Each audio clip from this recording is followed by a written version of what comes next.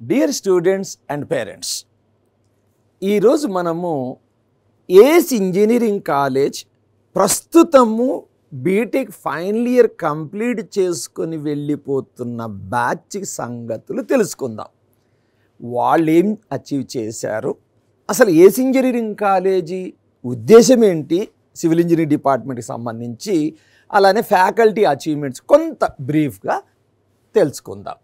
So మొదట jobs చూస్తే వీళ్ళు వివిధ సాఫ్ట్వేర్ కంపెనీలు అనుకోండి, కోర్ కంపెనీలో కానీ జాబ్స్ తెచ్చుకున్నారు. సో శోభా డెవలపర్స్లో 4.2 lakh ప్యాకేజ్, ఈవెన్ సాఫ్ట్వేర్ కంపెనీలో ఒక అమ్మాయి క్రిస్టీనా మహీక్ అనే అమ్మాయి 4.5 lakh. So these are some of the placements. మరికొన్ని వెయిటింగ్లో ఉన్నాయి, రిజల్ట్స్ రావాలి. అయితే బేసికల్గా ACE engineering college civil engineering విద్యార్థుల మీద చేసే ఫోకస్ ఏంటి అంటే, జాబ్ కంటే కూడా సొంతగా వాళ్ళు బిల్డర్స్ కావాలి.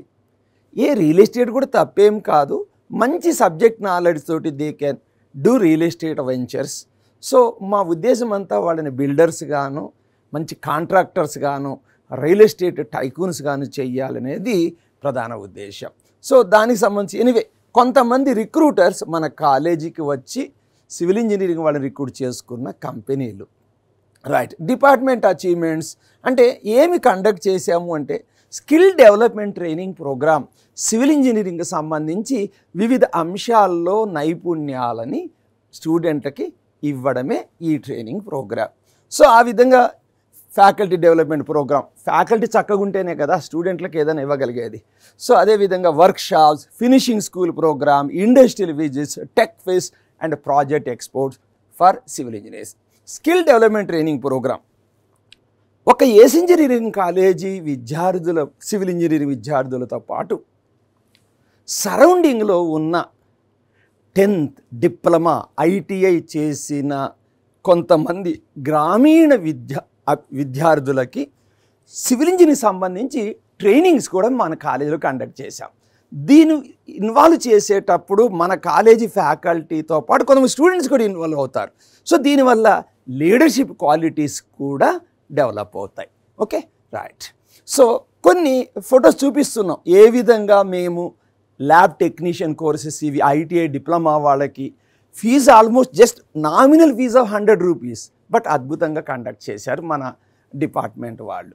చూడండి, జస్ట్ ఆటోకేడ్ కోర్స్, వీళ్ళు మన కాలేజ్ స్టూడెంట్లు కాదు, బయట అభ్యర్థులు.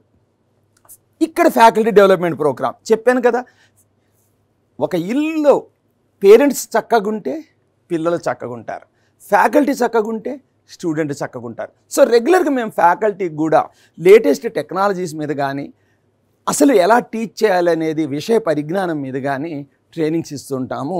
ఇవి కొన్ని photos. Okay, right. Construction drawings.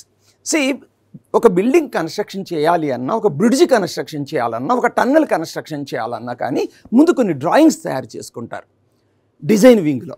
ఈ డ్రాయింగ్స్ని సైట్ మీద ఎలా అంటే, ఎంత స్టీల్ ప్లేస్ చేయాలి, డైమెన్షన్స్ ఆఫ్ ద ఫుటింగ్స్ ఎంత, ఇవి కరెక్ట్గా మార్కింగ్ చేయడం, వీటిని కన్స్ట్రక్షన్ డ్రాయింగ్స్ అంటారు.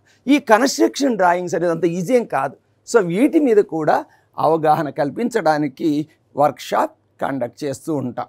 అదేవిధంగా స్ట్రక్చరల్ స్టీల్ డీటెయిలింగ్ సాఫ్ట్వేర్స్ మీద, తర్వాత ఇంటర్వ్యూస్, ఎలా ఇంటర్వ్యూస్కి ప్రిపేర్ అవ్వాలి మనం స్టూడెంట్లు అనే దానికి ఏస్ ఇంజనీరింగ్ అకాడమీ నుంచి సబ్జెక్ట్ ఎక్స్పర్ట్స్, ఇండస్ట్రీ ఎక్స్పర్ట్స్ పోయి స్టూడెంట్లకి గైడెన్స్ ఇస్తారు. Right. Emerging technologies in construction industry and opportunity for civil engineer. ఇక్కడ కూడా మేము నేషనల్ అకాడమీ ఆఫ్ కన్స్ట్రక్షన్ వాళ్ళ యొక్క సహకారంతో ప్రోగ్రామ్స్ కండక్ట్ చేస్తుంటాం. అదేవిధంగా innovation and entrepreneurship opportunities in core engineering.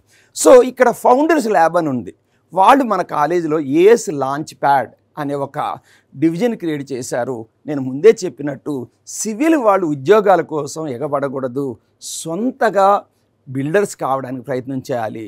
ఆ ప్రయత్నంలో ఒక భాగంగా ఏఎస్ లాంచ్ ప్యాడ్ ఆంట్రప్రెనర్స్ క్రియేట్ చేయడానికి. రైట్. నిక్మార్ నేషనల్ అకాడమీ, ఇది కూడా ఒక కన్స్ట్రక్షన్ది. నిక్మార్లో కూడా మన స్టూడెంట్లకు కానివ్వండి, మన ఫ్యాకల్టీకి కానీ ట్రైనింగ్ ఇప్పిస్తూ ఉంటాం. నేషనల్ అకాడమీ ఆఫ్ కన్స్ట్రక్షన్లో చూడండి, వాళ్ళ సహకారంతో తర్వాత site visits, stone quarry plant. ఇప్పుడు మనం కన్స్ట్రక్షన్ చేసేటప్పుడు మనము 20 mm చిప్స్, 40 mm, 12, 6 రకరకాల సైజులు అంటుంటాం.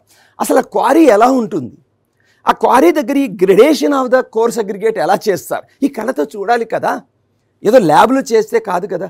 సో ఈ స్టోన్ క్వారీ ప్లాంట్స్ కూడా సైట్ విజిట్స్ చేస్తూ ఉంటారు.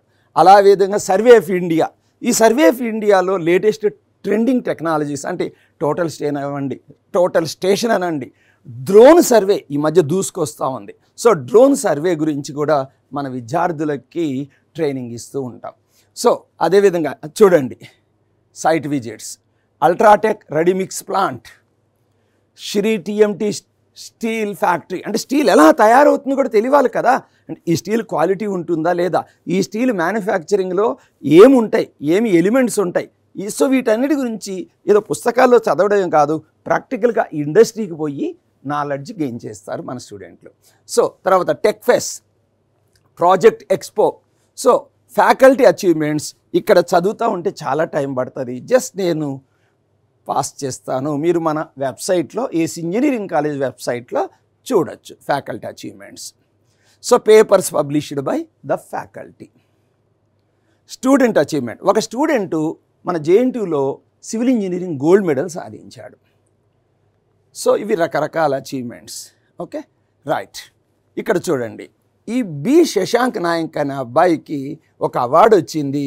మన ఎవరిచ్చారు, ఈయన జి సతీష్ రెడ్డి గారు, ఒకప్పుడు ఫార్మర్ డిఆర్డిఓ చైర్పర్సన్.